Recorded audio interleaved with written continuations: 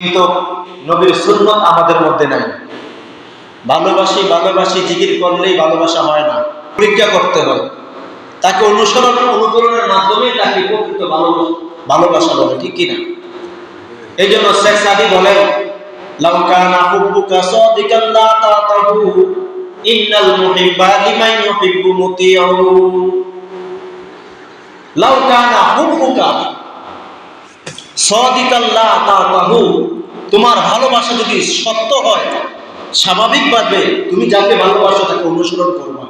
লাউ কানা হুব্বুকা সাদিকান লা তাতাহু ইন্নাল মুহিব্বা লিমান ইউহিব্বু মুতিউ। আমি আশিকে রাসূল, এই যদি জিকির করি ভালোবাসা হয় না। ভালোবাসা আবু বকর সিদ্দিক রাদিয়াল্লাহু তাআলা যেমন 100% ভালোবাসা ছিল, অনুসরণও 100% ছিল। ওমর রাদিয়াল্লাহু তাআলা আল্লাহর রাসূলকে 100% ভালোবাসতেন, অনুসরণও 100% করতেন। আবু জাহেল, আবু তালেব, চাচা আবু তালেব আল্লাহর রাসূলকে ভালোবাসতেন, ঠিক কি না? অনুকরণ করে। আবু লাহাব আল্লাহ রসুলকে ভালোবাসছেন। আল্লাহ রসুলের জন্মের কথা যখন শুনছে, যে বান্দীরা যখন জন্মগ্রহণ করেছে দুনিয়ার মধ্যে, আবু লাহাব তার বান্দিকে আজাদ করে দিছে খুশি সংবাদে।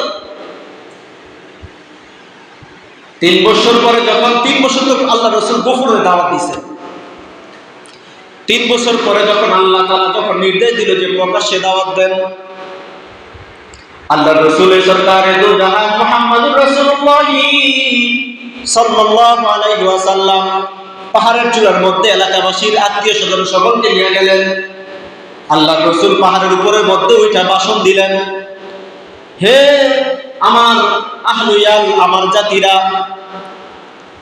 আমি যদি তোমাদেরকে এখন বলি পাহাড়ের এই পাশে তোমরা, পাহাড়ের অপর দিকে শত্রু বাহিনী আছে, তোমাদের উপর আক্রমণ করবে। শত্রু বাহিনী পাহাড়ের পিছনে আছে, তোমাদেরকে একটু পরে আক্রমণ করবে। এই কথা যদি আমি তোমাদেরকে শোনাই, তোমরা বিশ্বাস করবা কিনা? তারা সমস্যারে বলে উঠল, আমরা তো তোমাকে আল আমিন বলে জানি, সাদেক বলে জানি, তুমি তো সত্যবাদী, জীবনে কখনো মিথ্যা কথা বলো নাই। তুমি যদি এই কথা বলো যে পাহাড়ের ওই পারে আমাদের জন্য শত্রু আছে, কিছুক্ষণ পরে আমাদেরকে আক্রমণ করবে, এই কথা বলার সঙ্গে সঙ্গে আমরা তা কবুল করব, গ্রহণ করব, সত্য বলে আমরা আখ্যায়িত করব। তাহলে আল্লাহ রাসূল বলেন, হে আমার জাতি, শোনো শোনো শোনো, আল্লাহ আমাকে নবী হিসাবে দুনিয়াতে প্রেরণ করেছেন। আমি আল্লাহ তাআলার নবী, আল্লাহ তাআলার রাসূল। আশহাদু আল্লা ইলাহা ইল্লাল্লাহু ওয়া আশহাদু আন্না মুহাম্মাদান আবদুহু ওয়া রাসূলুহু। আমি রাসূল এবং আল্লাহ তাআলার গোলাম। নবী রাসূল রূপে আল্লাহ তাআলা আমাকে পাঠাইছেন এবং আমার উপরে কি করেছেন? কোরআন অবতীর্ণ করেছেন। এটা তোমরা মানোনি।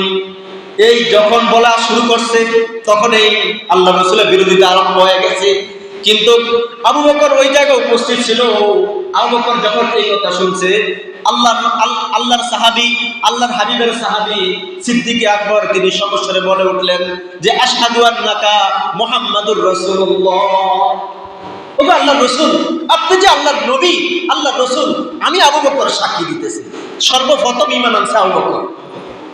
এই জন্যই সমস্ত নবীদের পরে, সমস্ত নবীদের সাহাবীদের পরে, উম্মতের পরে দুনিয়ার মধ্যে সর্বশ্রেষ্ঠ মানুষ হলো সিদ্দিক আকবর, আবু বকর সিদ্দিক রাদিয়াল্লাহু তাআলা আনহু। হযরত ওমর রাদিয়াল্লাহু তাআলা আনহু আল্লাহর রাসূলকে, আল্লাহর হাবিবকে 100 থেকে 100 ভালোবাসতেন, 100% ভালোবাসতেন। আবু তালেবও ভালোবাসতেন, আবু লাহাবও ভালোবাসতেন। আবু তালেব আল্লাহর রাসূলকে কুলপিটি করে মানুষ করছেন। বাবা দুনিয়াতে সন্তান জন্ম হওয়ার আগেই বাবা ইন্তেকাল করেছেন, মা 6 মাস পরে ইন্তেকাল করেছেন, দাদা আব্দুল মুত্তালিব 8 বছর পরে ইন্তেকাল করেছেন। তারপরে দায়িত্ব নিয়েছেন আবু তালেব। আবু তালেব আল্লাহর রাসূলকে অত্যন্ত বেশি করে ভালোবাসতেন, অনেক ভালোবাসতেন। কিন্তু মৃত্যুর সময় সে কালিমা নসিব করে পড়ে নাই। তাহলে আল্লাহ তাআলার বিধান অনুযায়ী সে জান্নাতি না জাহান্নামী? জাহান্নামী হয়ে গেছে। আল্লাহ তাআলা, আল্লাহ রাসূল বলেন যে আল্লাহর হাবিবকে ভালোবাসছে, কিন্তু আল্লাহর হাবিবকে অনুকরণ করে নাই। এই জন্য সে কি করেছে? পথভ্রষ্ট হয়ে গেছে। সিদ্দিক আকবর, হযরতে জিন্নুরাইন উসমান, আলী মুর্তজা, আসাদুল্লাহ গালিব, আল্লাহ রসুলকে পরিপূর্ণভাবে এরকম সোয়া লক্ষ সাহাবায়ে কেরাম আল্লাহ রসুলকে মানছে, নবী বইলা স্বীকার করছে, কোরআন আল্লাহ তাআলার বাণী বইলা স্বীকার করছে। আর আল্লাহ রসুল যেভাবে চলছেন, যেভাবে খাওয়া দাওয়া করছেন, যেভাবে বিবিদেরকে পালছেন, যেভাবে সামাজিক জীবন যাপন অতিবাহিত করেছেন, সাহাবায়ে কেরামরা আল্লাহ রসুলকে অনুকরণের মাধ্যমে তারা দুনিয়ার মধ্যে জান্নাতের সার্টিফিকেট পাইছেন। ঠিক কি না? তাহলে আমাদেরকে আল্লাহ রসুলের অনুকরণ করতে হবে। আল্লাহ তাআলা বলেন, ওয়া মা আতাকুমুর রাসূলু ফাখুযুহু ওয়া মা নাহাকুম আনহু ফান্তাহুন ওয়াত্তাকুল্লাহ ইন্নাল্লাহা শাদীদুল ইকাব। আল্লাহ রাসূল যা নিয়ে এসেছেন ফাখুযুহু, তা শক্ত করে পাকড়াও করো, ধরো। ওয়া মা নাহাকুম আনহু ফান্তাহুন, আর যা নিষেধ করেছেন সবগুলোকে বর্জন করো। এমন নবী আমরা পাইছি, এমন নবীর মাস, জন্মের মাস, রবিউল আউয়াল মাস, বরকতের মাস। এই মাসে বেশি বেশি করে দুরূদ শরীফ পড়ব আল্লাহর রাসূলের উপরে। এই নবী এমন নবী আমরা পাইছি। আল্লাহ তাআলা আমাদেরকে এমন নবীর উম্মত হিসেবে প্রেরণ করেছেন দুনিয়ার মধ্যে। এমন নবী আমাদেরকে বানাইছেন। কেমন নবী? এমন নবী যে বিষয়ে আমার নবী না বলে সেটা শরীয়তে হালাল হয়ে যায়। সুবহানাল্লাহ বলেন। নবী যদি বলে হ্যাঁ এটা হালাল, শরীয়তের মধ্যে এটা হালাল, আর নবী যদি বলে না এটা হারাম হয়ে যায়। কোন জিনিসের মধ্যে নবী সমর্থন দিলে এটা শরীয়ত হয়ে যায়। এমন নবী, এই নবী যদি আল্লাহ তাআলার এই নবী যদি আসমানের দিকে হাত তোলে চাঁদ দ্বিখণ্ডিত হয়ে যায়।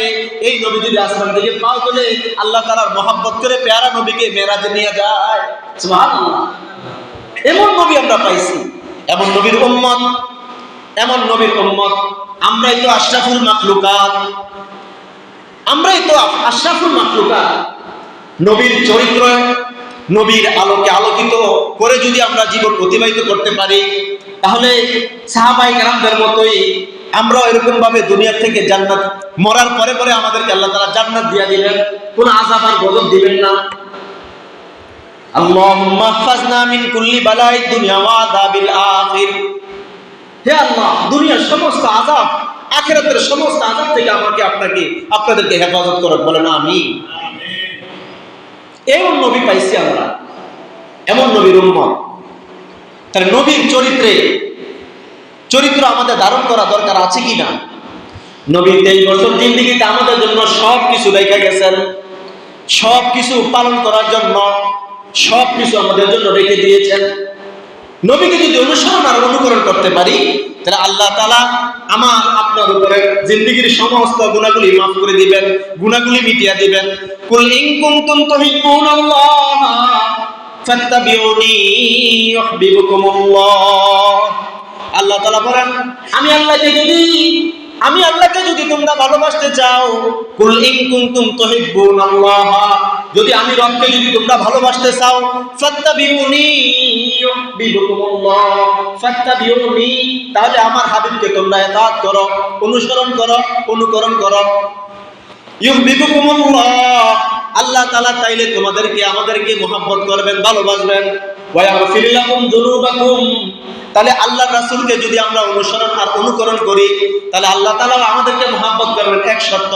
2 নম্বর শর্ত দিয়েছেন আল্লাহ তাআলা বলেন, আমার হাবিবকে যদি তোমরা অনুকরণ করো, তাহলে আমি ওয়া ইয়াগফির লাকুম যুনুবাকুম, তোমাদের জিন্দেগীর গুনাহগুলি আমি মুছে দিব। সুবহানাল্লাহ। জিন্দেগীর গুনাহগুলি আমি আল্লাহ মুছে দিব। আমরা এখানে আসছি কেন? নামাজ পড়ার জন্য। কেন নামাজ পড়বো? আল্লাহ তাআলা আমাদেরকে জান্নাত দিবেন, এই নিয়তে তো আমরা আসছি। আল্লাহ আমাদের উপরে খুশি হয়ে যাবেন, এই জন্য খুশি হইয়া আমাদেরকে পুরস্কৃত জান্নাত দিবেন। ঠিকই না? এই জন্য তো আসছি। নামাজ বন্দেগী, ইবাদত বন্দেগী, দান সদকা, নেক আমল আমরা করি কেন? একমাত্র আল্লাহ তাআলাকে পাওয়ার জন্য। আল্লাহ রাসূলকে যদি আমরা অনুকরণ করতে না পারি, তাহলে আমি নামাজ কিভাবে পড়বো এই প্র্যাকটিক্যাল আমি জানতাম না। ঠিক কিনা? আল্লাহ তাআলা বলছেন, ফাসাল্লিলি, নামাজ পড়ো, কেমনে পড়ো এটা তো কোরআনে বলে নাই। যে রুকু এমনে দাও হেমনে দাও, বলছে রুকু? কোরআনে বলছে এই কথা? বলে নাই। এই প্র্যাকটিক্যাল করে দেখাইছেন কে?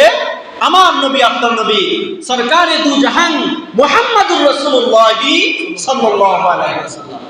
তিনি হাদিস শরীফের মধ্যে নামাজের মধ্যে হাত বাঁধতে হবে, হাত কান পর্যন্ত উঠাতে হবে, নাভির নিচে হাত বাঁধতে হবে, এভাবে রুকু করতে হবে, এভাবে সিজদায় যাইতে হবে, এভাবে নামাজের আরকাম আহকাম এরকম 13 ফরজগুলো ঠিকমতো আদায় করলেই তোমার নামাজ পরিপূর্ণভাবে হবে। এই শিক্ষাটা কে দিয়েছেন? নবী দিয়েছেন আমাদের। এই শিক্ষাটা আমাদেরকে নবী দিয়েছেন। এই জন্য নবীকে সব কাজের মধ্যে অনুসরণ করা, সব কাজের মধ্যে নবীদেরকে খোঁজা।